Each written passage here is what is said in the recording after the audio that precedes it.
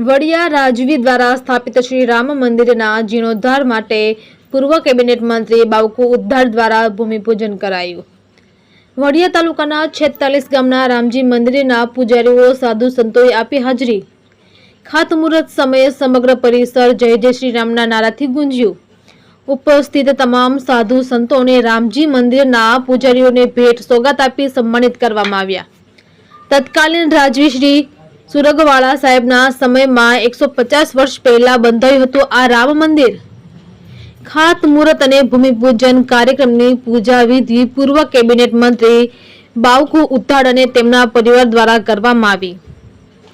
વડિયાવાસીઓના લોક ફાળાથી આવનાર દિવસોમાં બનશે અહીં ભવ્ય શ્રી રામજી મંદિર। આ ખાતમુહૂર્ત અને ભૂમિપૂજન કાર્યક્રમ સાધુ સંતો, પૂજારીઓ, સામાજિક રાજકીય આગેવાનો અને ગ્રામજનો મોટી સંખ્યામાં ઉપસ્થિત રહ્યા હતા। રિપોર્ટર રાજુ કારિયા, વડિયા।